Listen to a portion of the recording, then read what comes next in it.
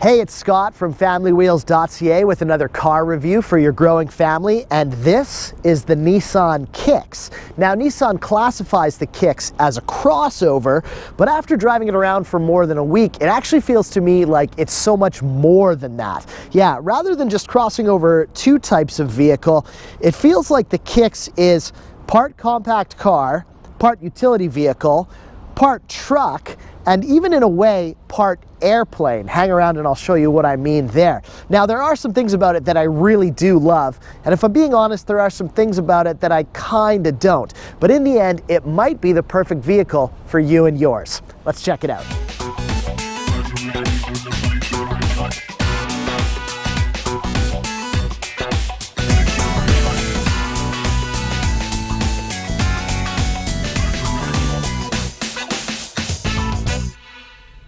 So Nissan launched the Kicks in 2016 as a replacement for what I think is probably one of the most polarizing cars of recent memory, the Juke. Remember that thing with the big round headlights and these other lights set up towards the hood?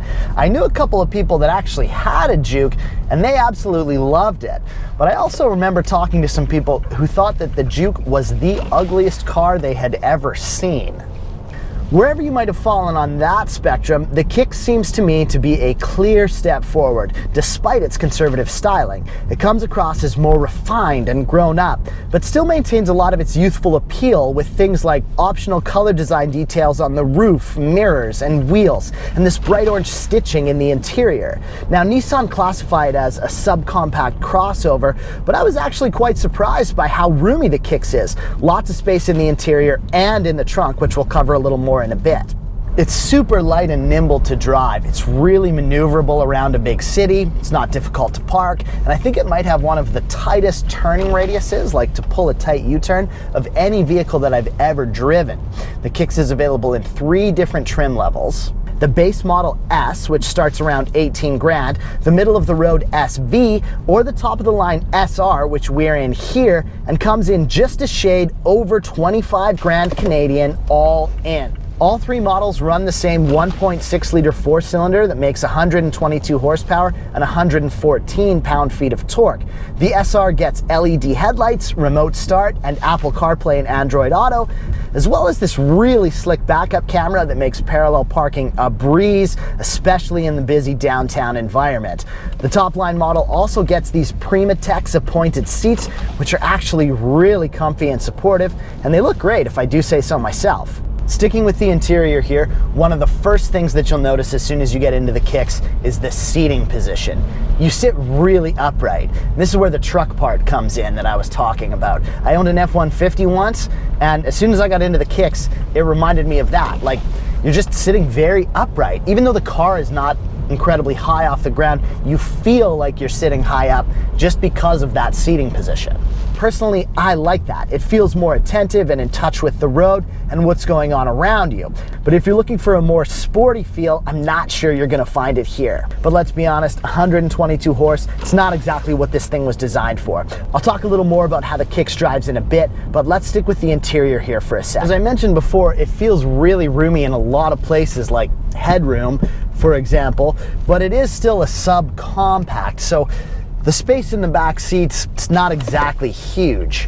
In our rear-facing car seat test, we measured 28 inches from the back of the passenger seat to the glove box, but the trunk here is way bigger than I was expecting. Now, as we move on to cargo space, let's take a second to talk about some of the competitors of the Nissan Kicks, because I think this is one area where this vehicle really shines. So if you're looking at a Kicks, you might also be looking at a Mazda CX-3, which I reviewed a couple of weeks ago. You can click the link to see that video, or maybe a Honda HR-V, and both of those are great vehicles. But in terms of storage space, the Kicks has them both licked. The CX-3 had 403 liters behind the rear seats. The Kicks, 716. The Honda falls in the middle. It's in the 650-ish liters. But yeah, nothing gets close to the Kicks in terms of competitors.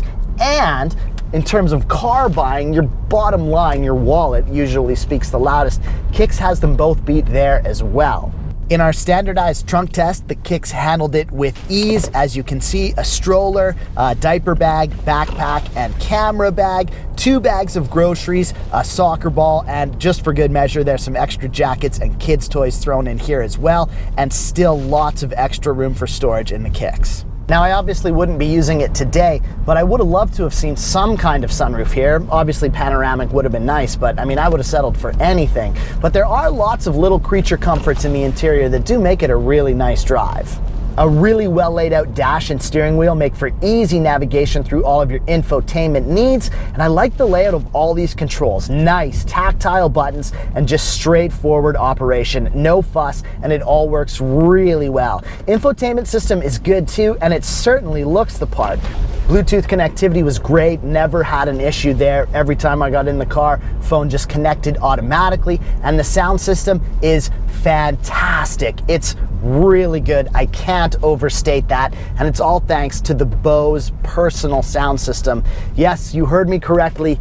In the Nissan Kicks, you get Bose speakers throughout, including 2 planted right here in the headrest of the driver's seat that really do contribute to an immersive listening experience. Like I said, it sounds great.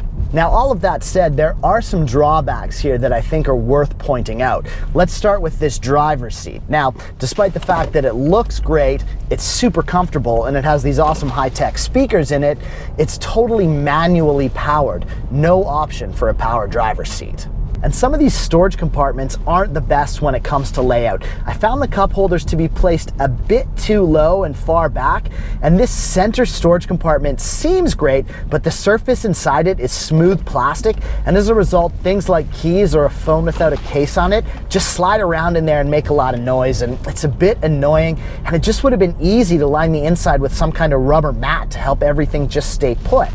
The push button start is also in a bit of a weird place. I found myself hitting the volume knob, thinking it was the push button start on more than one occasion, and we need to talk about this armrest situation. One thing that you don't get in the Kicks is a proper center console, you know, with storage and something that serves as an armrest. Instead of that, we get this. And the only thing that I can compare this to is an airplane seat. Yeah, I did say in the beginning that the Kicks was part airplane, right? That's what this feels like. I mean, it's just this little fold-out thing. It's like a peg that was attached to this, you know, otherwise awesome driver's seat. And I mean, I go to put my arm on it and it just, you know, it's just like, oh, I'll just lean myself on the, oh, no, I'm falling over. You know, okay, that's fine. I'll just kind of have to, you know, it's almost pointless to me. And I just have found that more than anything, I've had it folded up and out of the way because it just feels like a nuisance. And as you can see, there's no armrest at all on the passenger seat. And I know I mentioned earlier how stoked I was on the amount of room in the boot here, but the shine kind of came off it when I folded down the rear seats and discovered that not only do they not fold flat, they fold down into some whole separate level that just seems a bit weird and inefficient to me. Like, I guess it's not that big of a deal. You'll still be able to get a ton of stuff back here, but seats that fold flat are always just a bonus, and I would have loved to have seen that here. In our decibel test, the Kicks measured 66 decibels at 100 kilometers an hour on dry roads, and that is with winter tires on, so pretty respectable. And as you might imagine, that little 4-cylinder is pretty great on gas too. Over a week of combined driving, we averaged 7.9 liters for 100 kilometers. Now let's talk about how this thing drives. And like I was saying before, I actually really liked it. It's a pretty fun car. I mean, it's not sports car performance or anything. It's a 122 horsepower 4-cylinder, but I think if that's what you want out of a car, you'd probably be looking elsewhere. The Kicks is quirky, like it has personality, and its usefulness and value both at the dealership and at the pump far outweigh its lack of zip. Like, if I owned one, I think I'd be proud of its deliberate pace. Like, it will get you where you need to go, no problem at all, and you can arrive in clear conscience, knowing that you've saved a bit of money in your wallet, and knowing that you kind of stand out a bit, but not too much. Like, it has moxie. It's flashy, but it's not over the top. I might even go so far as to say it's cool. I think if you're looking for an urban utility vehicle that can tackle almost any job you want to throw at it, provide you with a ton of usefulness without breaking the bank, and still help you stand out from the crowd a little, the Kicks is a top contender. Join me next week when we'll be testing out the new Infiniti QX50, which features a 268 horsepower turbo 4-cylinder. Really looking forward to that one. Until then, don't forget to like and subscribe to stay up to date on all the things you might need to know for your growing family. Until then, for Family Wheels, I'm Scott.